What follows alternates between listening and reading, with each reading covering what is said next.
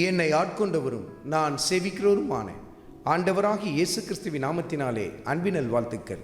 கிறிஸ்து இயேசுவுக்குள் மிகவும் பிரியமான அன்பு சகோதர சகோதரிகளே, ஏசாயா தீர்க்கதரிசியின் புத்தகத்தில் 26வது அதிகாரத்தில் 9வது வசனத்தின் கடைசி பகுதியில், உம்முடைய நியாய தீர்ப்புகள் பூமியிலே நடக்கும்போது பூச்சக்கரத்து குடிகள் நீதியை கற்றுக்கொள்வார்கள். கர்த்தர் நியாய தீர்ப்பை பூமியில் செய்யும் பொழுது பூமியின் குடிகள் எதை கற்றுக்கொள்வார்கள்? நீதியை கற்றுக்கொள்வார்கள். நல்லதனமாக பல பேருக்கு புத்தி சொன்னால் அதை கேட்க மாட்டாங்க.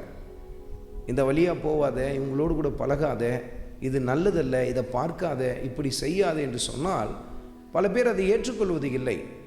அன்பாய், அருமையாய், கரிசனையாய் சொல்லப்படுகிற ஆலோசனையை பல பேர் செவி கொடுத்து கேட்பது இல்லை, தங்கள் செவிகளை அடைத்துக் கொள்வார்கள். ஆனால் அதை ஏற்றுக்கொள்ளாத பொழுது அவர்கள் வாழ்க்கையில் ஒரு தண்டனை கிடைக்கும் பாருங்கள். அப்பொழுது அவர்களுக்குள் உணர்வு ஏற்பட ஆரம்பிக்கும். இப்படிதான் பூச்சக்கரத்து குடிகள் கர்த்தருடைய நியாய தீர்ப்பை பெற்றுக்கொள்ள ஆரம்பிக்கும் பொழுது நீதியை கற்றுக்கொள்வார்கள் என்று சொல்லி கர்த்தருடைய ஆவியானவர் சுட்டி காட்டுகிறார். அருமையான மகனே, அருமையான மகளே, நீங்களும் நானும் அப்படிப்பட்டவர்களாக இருக்கக்கூடாது. ஆண்டவர் இயேசு கிறிஸ்துவின் அன்பை உணர்ந்த நாம் நம்முடைய வாழ்க்கையில் கர்த்தர் தன் வார்த்தை மூலமாய் சுட்டி காட்டுகிற காரியங்களுக்கு உடனுக்குடன் கீழ்ப்படிய வேண்டியது அவசியம்.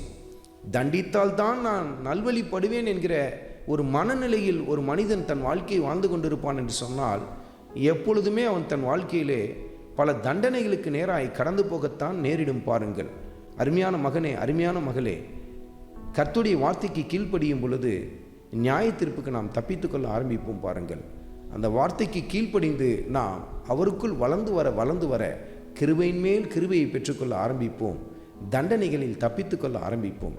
ஆண்டவராகிய இயேசு கிறிஸ்துவின் கிருபை உங்கள் அனைவரோடும் கூட இருப்பதாக. ஆமேன்.